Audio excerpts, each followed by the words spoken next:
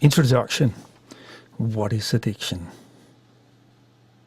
What is addiction? Who gets addicted and why? What makes an addicted person different? What makes a person less addicted? How are we going to solve the problem at a personal level? And how are we going to solve the problem on a national level?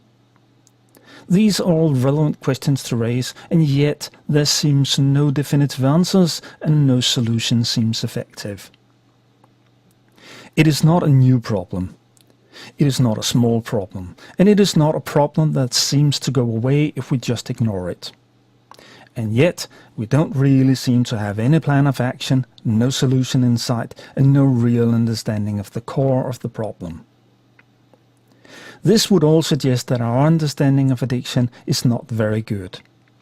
So this is the starting point for this series. An attempt to have a second look at addiction. First, the traditional ways of understanding addiction, and later some alternative views based on the latest science.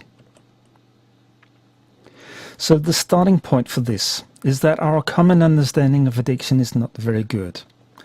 Or rather, that it is so bad that it is time to scrap most of it and start all over. Most people know that their understanding of addiction is incomplete. And some people know that a lot of what is common wisdom about addiction is actually not correct. But only very few people have access to the information that is necessary for a better and more accurate understanding of addiction. Because of this, it is not clear to most people how distorted the common views on addiction are. So most people feel that their understanding of drugs and addiction is incomplete and a bit too vague. But not very many have any sense of how far they are from a real understanding of how drugs work and why people get addicted. This is partly because of the normal views on addiction that are deliberately misguided.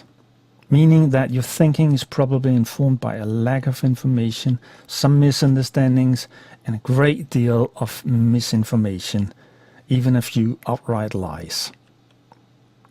This misinformation is a toxic cocktail of junk science, misleading language, and an insistence on repeating old truth that has now been shown to be wrong. It is also supported by a massive interest in upholding a narrative around the use of drugs and addiction to drugs that supports a variety of ways to profit from addiction and from addicted people.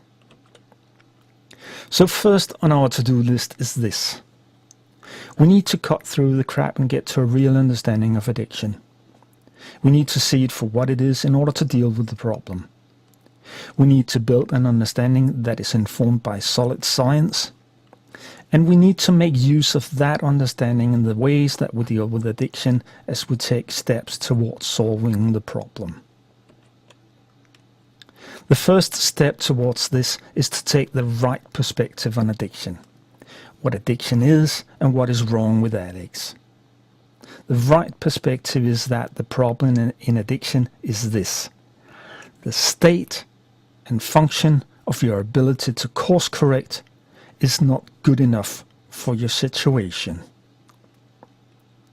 This is not something new or really different, but something that is not sufficiently at the center of attention. Let me repeat. The state and function of your ability to course correct. That is your ability to make changes to your behavior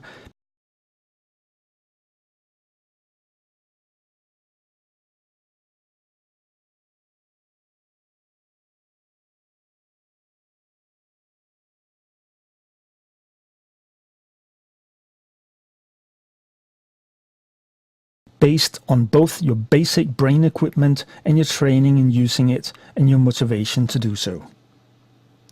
This is a bit like looking at hardware and software for some function.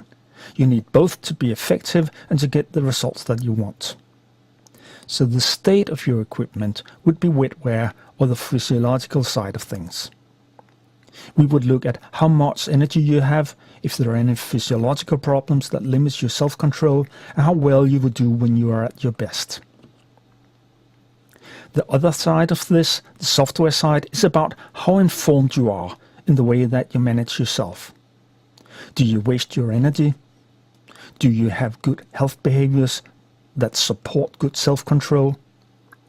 Are your habits well suited to the daily challenges that eat up the bulk of your energy? Both of these perspectives goes into the state and function of your self-control. That is, your ability to sense that your behavior is getting you into trouble and then take a different course of action. This should be the focus of dealing with any kind of addiction and really any need for behavioral change. The problem is usually not to sense that what you do is questionable. Most of us can do that very reliably.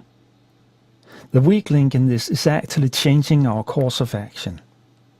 To do so requires self-control. It relies on our prefrontal cortex, and the prefrontal cortex is the weak link in this ability. We often fail when it would be in our best interests to take a different path. And we fail in this way even if we do have a clear idea that we are heading down the wrong path. So the function of the prefrontal cortex is crucial for understanding addiction.